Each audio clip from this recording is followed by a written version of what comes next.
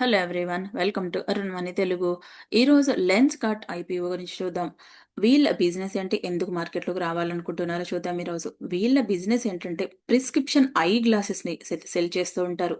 ఈ కంపెనీయే ఇండియాలో ఫస్ట్ స్టార్ట్ చేసింది ప్రిస్క్రిప్షన్ ద్వారా ఐ గ్లాసెస్ని సెల్ చేసే సెగ్మెంట్లో. అండ్ FY 2025లో అయితే వీళ్ళైతే హై వాల్యూమ్ అయితే సెల్ చేశారు. రెడ్ సీ రిపోర్ట్ ప్రకారం అయితే వీళ్ళు ఐ గ్లాసెస్ కానీ, sunglasses, contact lenses and accessories కూడా సెల్ చేస్తూ ఉంటారు వీళ్ళు. వీళ్ళు ప్రోడక్ట్ని డిజైన్ చేయడం దగ్గర నుంచి మ్యానుఫ్యాక్చరింగ్ కానీ, బ్రాండింగ్ కానీ అండ్ సెల్లింగ్లో కూడా ఈచ్ అండ్ ఎవ్రీ సెగ్మెంట్లో కూడా ఎండ్ టు ఎండ్ ఈ కంపెనీ వాళ్ళే ఓన్గా మేనేజ్ చేస్తున్నారు. ఎలాంటి మీడియేటర్స్ అయితే లేరు ఈ కంపెనీకి. ఈ కంపెనీ ఐపీఓ ద్వారా మార్కెట్లో రేజ్ చేయాలనుకుంటున్న అమౌంట్ 7,278 crore ఆఫ్ అమౌంట్ అయితే రేజ్ చేయాలనుకుంటున్నారు. ఈ ఐపీఓ October 31 రోజు ఓపెన్ అయి November 4 క్లోజ్ అవుతుంది. ఈ ఐపీఓ ఓపెన్ అయిన ఫస్ట్ డేనే 60% ఆఫ్ ద రిటైల్ పోర్షన్ అయితే బుక్ అయింది. గ్రే మార్కెట్ ప్రీమియం కూడా 17%గా ఉంది ఫస్ట్ డేనే. ఫ్రెష్ ఇష్యూ ద్వారా 2,150 crore of the amount raise చేస్తే, ఆఫర్ ఫర్ సేల్ ద్వారా 5,128 crore ఆఫ్ ద అమౌంట్ అయితే రేజ్ చేస్తున్నారు. వీళ్ళు ఒక్క షేర్కి ఫిక్స్ చేసిన ప్రైస్ 402 రూపీస్గా ఫిక్స్ చేశారు. ఒక లాట్లో 37 షేర్స్ అయితే ఉంటాయి. ఈ కంపెనీ ఐపీఓకి వచ్చిన తర్వాత, మార్కెట్లో లిస్ట్ అయిన తర్వాత టోటల్ మార్కెట్ క్యాప్ కూడా 69,726 crore ఆఫ్ ద అమౌంట్కి అయితే రీచ్ అవుతుంది. ఈ కంపెనీలో ప్రమోటర్ వాటా ప్రీ ఇష్యూ అయితే 19.85%గా ఉంటే, ఐపీఓ లిస్ట్ అయిన తర్వాత 17.52% అయితే ఉంటుంది. ఈ కంపెనీలో బిగ్ ఇన్వెస్టర్లు ఎవరైతే ఉన్నారో చూస్తే, ఎస్బీఐ మ్యూచువల్ ఫండ్ వాళ్ళు 100 crore ఆఫ్ ద అమౌంట్ అయితే ఇన్వెస్ట్మెంట్ పెట్టారు. దాంతో పాటుగా డీమార్ట్ ఓనర్ అయినటువంటి రాధాకిషన్ దమాని గారు కూడా 90 crore ఆఫ్ ద అమౌంట్ అయితే ఇన్వెస్ట్మెంట్ పెట్టారు. ఈ కంపెనీకి బుక్ రన్నింగ్ లీడ్ మేనేజర్స్ ఎవరైతే ఉన్నారో చూస్తే, కొటాక్ మహీంద్రా క్యాపిటల్ కంపెనీ వాళ్ళు ఉన్నారు, మోర్గన్ స్టాన్లీ ఇండియా కంపెనీ వాళ్ళు ఉన్నారు, అండ్ అవెండెస్ క్యాపిటల్ కానీ, Citi group, global market India కానీ, Axis capital and intensive physical services వాళ్ళైతే ఉన్నారు ఈ కంపెనీకి. అండ్ ఈ కంపెనీకి పాజిటివ్స్ ఏమున్నాయి అండ్ నెగిటివ్గా ఏమున్నాయో చూస్తే, బిజినెస్ గ్రోత్ అవ్వడానికి ఈ కంపెనీకి స్టార్టింగ్ ప్రోడక్ట్ దగ్గర నుంచి కూడా ఎండింగ్ సేల్స్ వరకు కూడా వీళ్ళే మేనేజ్ చేస్తారు కాబట్టి డైరెక్ట్ టు కస్టమర్ అయితే ఉన్నారు వీళ్ళు. సప్లై చైన్ కూడా వీళ్ళకైతే సెంట్రలైజ్గా ఉంది. సప్లై చైన్లో కూడా ఎలాంటి ఇష్యూస్ అయితే లేవు. వీళ్ళు ఇంటర్నేషనల్ మార్కెట్లో కూడా గ్రోత్ అవుతున్నారు. జపాన్లో కానీ, అండ్ సింగపూర్లో కానీ, మిడిల్ ఈస్ట్లో కూడా. ఈ కంపెనీకి గోల్డ్ మెంబర్షిప్ కార్డ్ని అయితే ఇంట్రడ్యూస్ అయితే చేశారు వీళ్ళు. ఒక గోల్డ్ కార్డు మెంబర్షిప్ ఉన్న పర్సన్కి అయితే 1+1 ఆఫర్గా కూడా ఇస్తున్నారు. ఈ కంపెనీకి 1 crore ఆఫ్ ద కస్టమర్స్ అయితే ఉన్నారు, ఎఫిషియంట్ కస్టమర్స్. వాళ్ళతో పాటుగా గోల్డ్ మెంబర్షిప్ కార్డు తీసుకునే వాళ్ళు కూడా ఉన్నారు కాబట్టి ఈ కంపెనీకి ఇంకొక బెనిఫిట్ కూడా ఉండొచ్చు. ఈ కంపెనీ ఫస్ట్ కంపెనీ ఇండియాలో ప్రిస్క్రిప్షన్ ఐ గ్లాసెస్ని సెల్ చేసే సెగ్మెంట్లో ఉన్నారు వీళ్ళు. ఈ కంపెనీకి కొంత రిస్క్ కూడా ఫేస్ చేస్తుంది మార్కెట్లో చూస్తే. రా మెటీరియల్ కోసం అయితే ఎక్కువగా హ్యూజ్గా చైనా పైన డిపెండెన్సీ అయి ఉన్నారు వీళ్ళు. ఫర్ ఎగ్జాంపుల్, ఇండియా చైనా మధ్యలో ఏదైనా ట్రేడ్ వార్ లాంటిది వస్తే మాత్రం ఈ కంపెనీ మ్యానుఫ్యాక్చరింగ్ అయితే అఫెక్ట్ అవ్వచ్చు. రా మెటీరియల్ సప్లై లేకపోతే కాంపిటీషన్ కూడా మార్కెట్లో హ్యూజ్ కాంపిటీషన్ ఉంది ఈ కంపెనీకి అయితే. FY 2023-24లో ఈ కంపెనీ హ్యూజ్ లాసెస్గానే ఉంది. FY 2025లో Q1లో మాత్రం ప్రాఫిట్స్ అయితే పోస్ట్ చేశారు ఐపీఓకి వచ్చే ముందే. ఇది కూడా చూడాలి మరి. ఐపీఓకి వచ్చే ముందే ప్రాఫిట్స్ పోస్ట్ చేశారంటే రిజల్ట్స్ ఎలా ఉన్నాయో డీటెయిల్గా అయితే అనాలిసిస్ చేయాలి. నెక్స్ట్ ఫర్దర్గా గ్రోత్ అవ్వడానికి టెక్నాలజీలో కూడా ఇన్వెస్ట్మెంట్ అయితే పెడుతున్నారు వీళ్ళు. ఇది కూడా రెవెన్యూ కొంచెం అఫెక్ట్ అవుతుందని చెప్తున్నారు వీళ్ళైతే. సెంట్రల్గా చైన్ బాగుంది కానీ సప్లై చైన్లో కూడా కొంత ఇష్యూస్ అయితే ఫేస్ చేస్తున్నారు వీళ్ళు. లెన్స్ కార్ట్ సీఈఓ ఎవరైతే ఉంటారో పీయూష్ బన్సల్ గారికి అయితే 2024లో startup of the year award కూడా వచ్చిందని తెలుస్తుంది. అంటే ఈ కంపెనీ యాంకర్ బుక్ పార్టిసిపేషన్లో ఎవరైతే ఉన్నారో చూస్తే, ఇండియాలో ఎస్బీఐ మ్యూచువల్ ఫండ్ వాళ్ళు ఉన్నారు, HDFC mutual fund, ICICI Prudential mutual fund వాళ్ళు, కోటాక్ మ్యూచువల్ ఫండ్, యాక్సిస్ కానీ, ఓఎట్ఓ క్యాపిటల్ కానీ అదర్స్ అయితే ఉన్నారు. అండ్ ఇన్సూరెన్స్ కంపెనీస్ ఇండియాలో ఏవైతే ఉన్నాయో చూస్తే, ఎస్బీఐ లైఫ్ కానీ, హెచ్డిఎఫ్సి లైఫ్ కానీ, యాక్సిస్ మ్యాక్స్ ఎక్సెట్రా వాళ్ళైతే ఉన్నారు.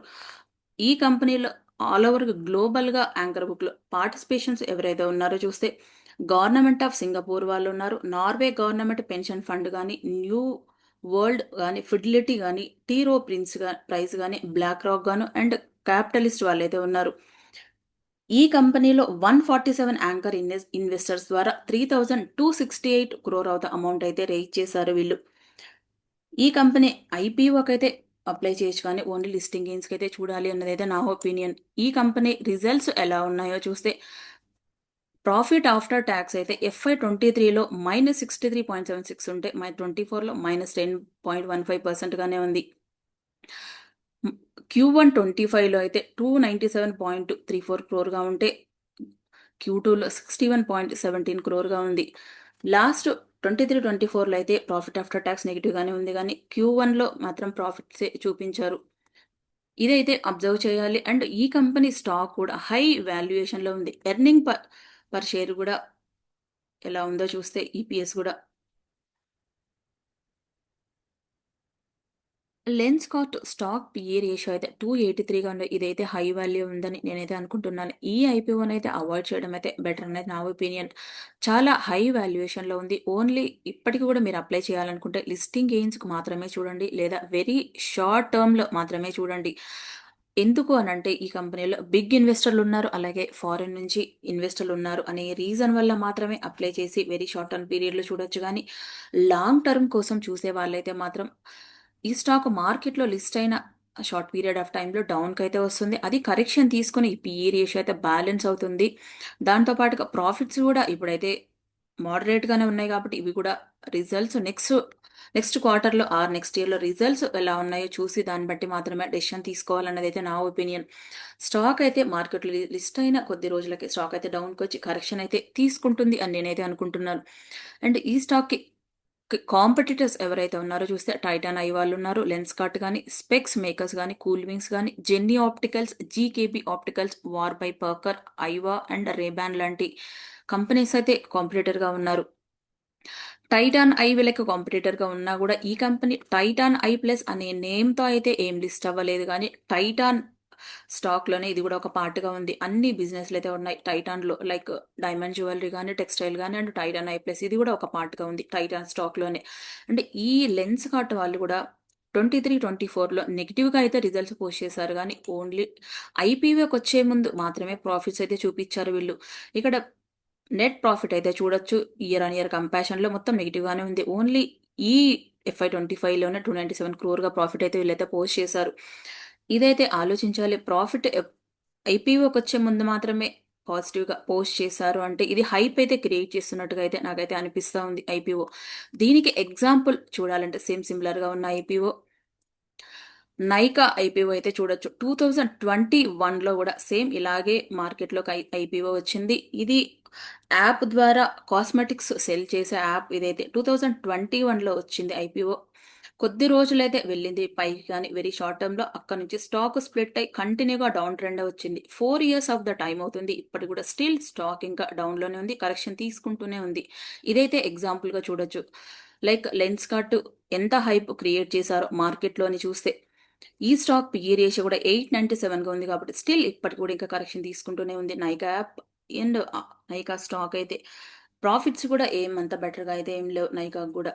ఇది ఎగ్జాంపుల్ కంపారిజన్ మాత్రమే చేసి చెప్తున్నాను. ఈ నైకా యాప్ వచ్చిన టైంలో కూడా సెలబ్రిటీస్ ఇన్వెస్ట్మెంట్ పెట్టారని అండ్ ఫారెన్ నుంచి ఇన్వెస్టర్స్ ఉన్నారనే రీజన్ వల్ల కొందరు ఇన్వెస్ట్మెంట్ పెట్టి పైకైతే తీసుకువెళ్లారు కొంత టైం వరకు, కానీ నెక్స్ట్ స్టాక్ స్ప్లిట్ అయింది కొద్ది రోజుల తర్వాత స్టాక్ డౌన్కి వచ్చి 4 ఇయర్స్ నుంచి అయితే ఇక్కడే ఉంది, స్టాక్ అయితే పెరగలేదు.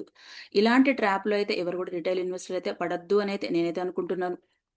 ఇలాంటి ట్రాప్లో నేనైతే పడకూడదు అని. అండ్ ఇదైతే ఓవరాల్గా ఐపీఓ అప్లై చేయాలి అనుకుంటే మాత్రం లిస్టింగ్ గెయిన్స్కి మాత్రమే చూడండి, ఆర్ వెరీ షార్ట్ టర్మ్లో చూడండి. ఓన్లీ ఫారెన్ ఇన్వెస్టర్లు ఉన్నారు అండ్ బిగ్ ఇన్వెస్టర్లు ఉన్నారు అన్న ఒక్క రీజన్తో మాత్రమే.